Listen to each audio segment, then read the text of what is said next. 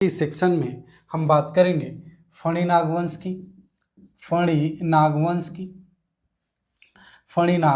की। जैसा कि हम इससे पहले भी जानते हैं कि छत्तीसगढ़ में नागवंशियों की दो शाखा थी। छत्तीसगढ़ में नागवंशी दो शाखा में विभाजित थी।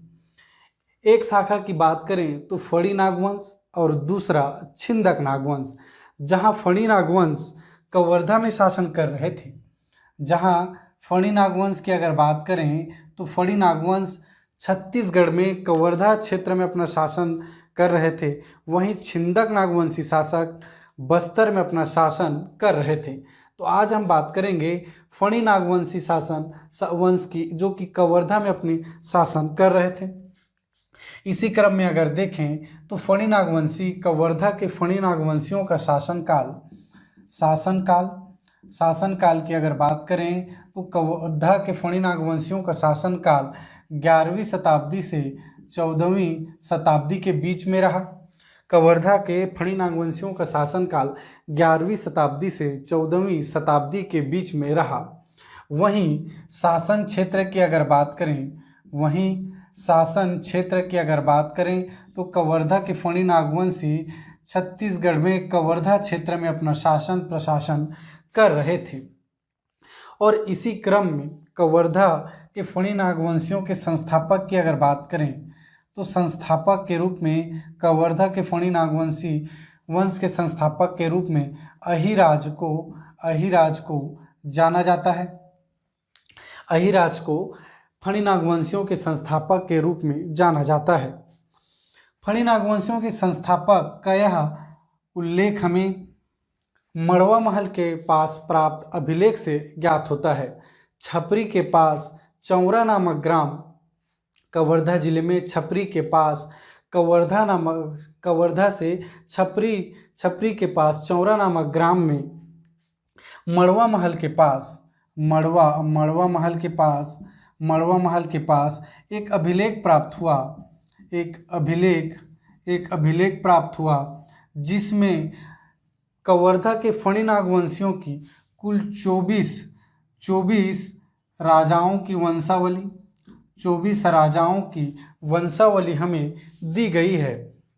मड़वा महल में प्राप्त अभिलेख से हमें फणी नागवंशियों की 24 राजाओं की सूची प्राप्त होती है और उसी अभिलेख में फणी नागवंशियों के संस्थापक के रूप में अहिराज का उल्लेख हमें मिलता है। इस तरह से मड़वा महल के पास से प्राप्त अभिलेख से हम कह सकते हैं कि फणी नागवंशी का संस्थापक अहिराज हुए। इसी तरह आइए हम देखते हैं कि इन 24 राजाओं की सूची में कौन कौन से शासक हुए। तो इसी क्रम में हम देखेंगे तो सबसे पहले बात करेंगे अहिराज की। देन राजबेल, धरणीधर,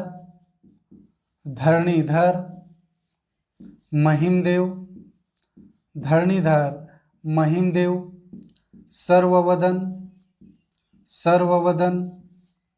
गोपालदेव,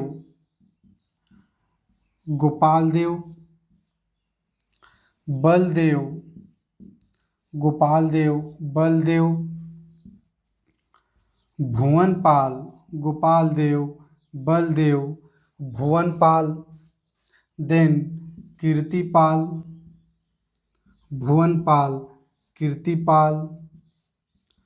जयपाल, महिपाल,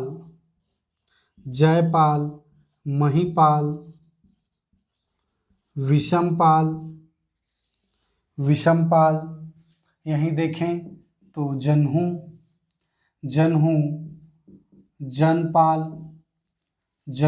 जनपाल, यशोराज, कन्हड़देव, लक्ष्मी वर्मा, खड़गदेव, भुवनैलमल,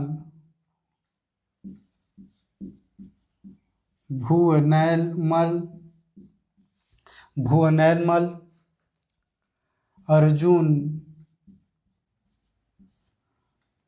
अर्जुन,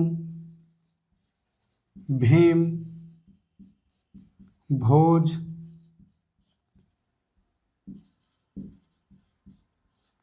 लक्ष्मण देव और रामचंद्र देव।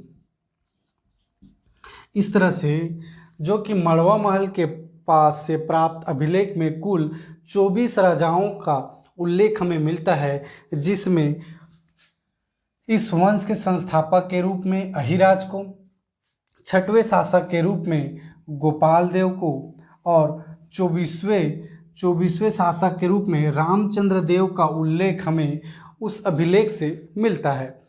जैसे कि हमने उल्लेख किया था कि अहिराज इस वंश के संस्थापक के रूप में इस शिलालेख से हमें प्राप्त होता है कि फणी नागवंशियों के संस्थापक के रूप में अहिराज ने यहाँ पे शासन किया। वहीं प्रमुख शासकों के रूप में देखें तो गोपाल देव का उल्लेख इस शिलालेख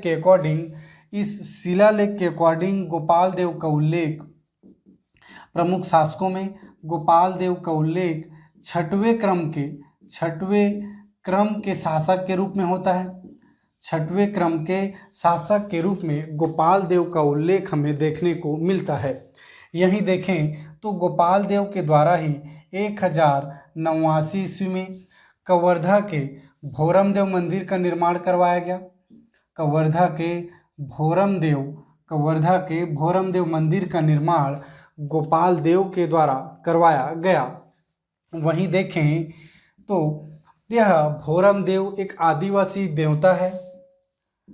भोरम देव एक आदिवासी देवता है, आदिवासी देवता है जो कि इस मंदिर को समर्पित है। भोरम देव एक आदिवासी देवता है जो कि इस मंदिर को समर्पित है। साथ ही साथ देखें तो यह भोरम देव मंदिर नागर शैली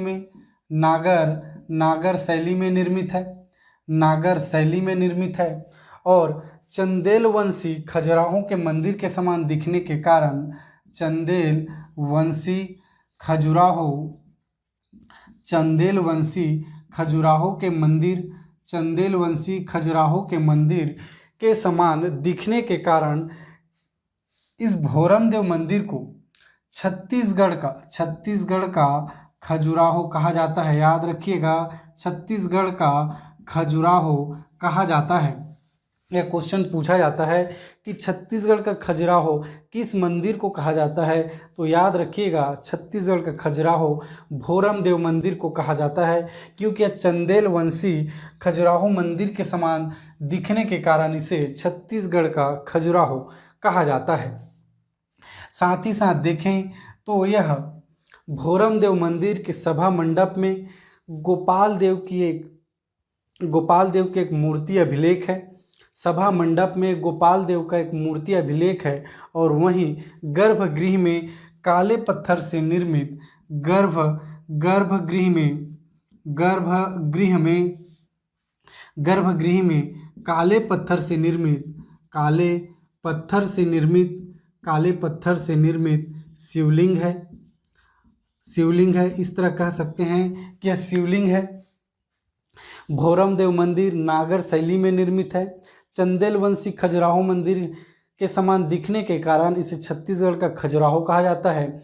वहीं गर्भगृह में काले पत्थर से निर्मित शिवलिंग है और सभा मंडप में गोपाल देव की एक मूर्ति अभिलेख हमें देखने को मिलती है। तो इस तरह से हम देख सकते हैं कि छत्तीसगढ़ में स्थापत्य कला में भोरम देव मंदिर का एक महत्वपूर्ण स्थान है, जो कि छपरी के पास स्थित है। कवर्धा जिले से 18 किलोमीटर की दूरी पे छपरी के पास स्थित है। याद रखिएगा, कवर्धा से 18 किलोमीटर की दूरी पे छपरी गांव के पास स्थित है, जो कि मैकल पर्वत से चारों तरफ से घिरा हुआ है। साथ ही साथ नागर शैली में निर्मित है। चंदेल वंशी खजुराहो मंदिर के समान दिखाई देने के कारण इसे छत्तीसगढ़ के खजुराहो के नाम से भी जाना जाता है। साथ ही साथ सभा मंडप में गोपाल देव की एक मूर्ति अभिलेख और गर्भगृह में काले पत्थर से निर्मित शिवलिंग हमें देखने को यहाँ पे मिलता है। तो इस तरह से हमने जाना भोरम देव मंदिर से संबंधित महत्वपूर्ण तथ्यों को हमने देखा। इसी तरह कवर्धा के फणी नागवंशियों में महत्वपूर्ण तथ्यों की अगर बात करें तो इस क्रम में हमें, इस अभिलेख में हमें रामचंद्र देव का उल्लेख 24वें शासक के रूप में मिलता है, जो कि लक्ष्मण देव का पुत्र रामचंद्र देव हैं। तो हम अगर रामचंद्र देव के बारे में देखें तो रामचंद्र देव, तो रामचंद्र देव इस क्रम के 24वें क्रम के शासक हुए। 24वें क्रम के शासक के रूप में इनका उल्लेख हमें देखने को मिलता है। साथ ही साथ इसी क्रम में देखें तो 1349 ईस्वी में रामचंद्र देव के द्वारा भोरम देव मंदिर से दक्षिण दिशा में 1 किलोमीटर की दूरी पर मड़वा महल है। मड़वा महल है, यह छपरी के पास चौरा नामक ग्राम में स्थित है। चौरा नामक ग्राम में मड़वा महल स्थित है, जहाँ से यह अभिलेख भी प्राप्त हुआ है। और इस मड़वा महल का निर्माण रामचंद्र देव के द्वारा 1349 ईस्वी में करवाया गया था। वहीं अगर देखें तो मड़वा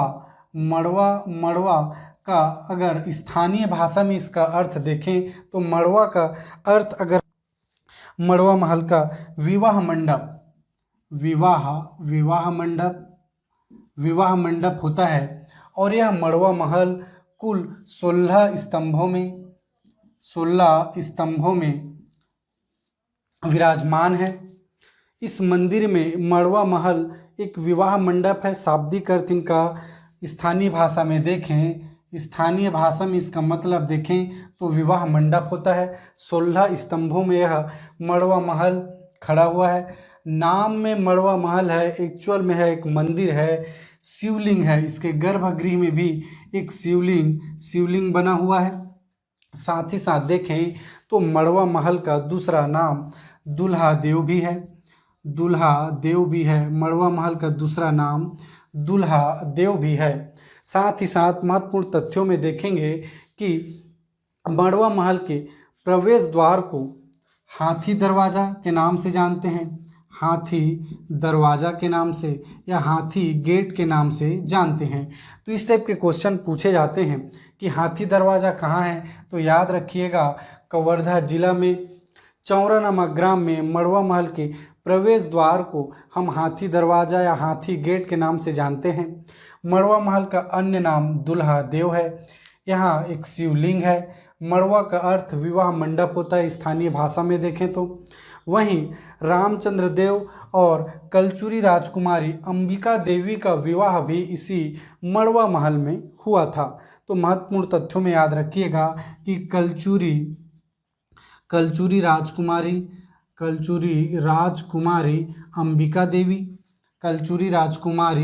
अंबिका देवी व रामचंद्र देव का विवाह इसी मड़वा महल में हुआ था।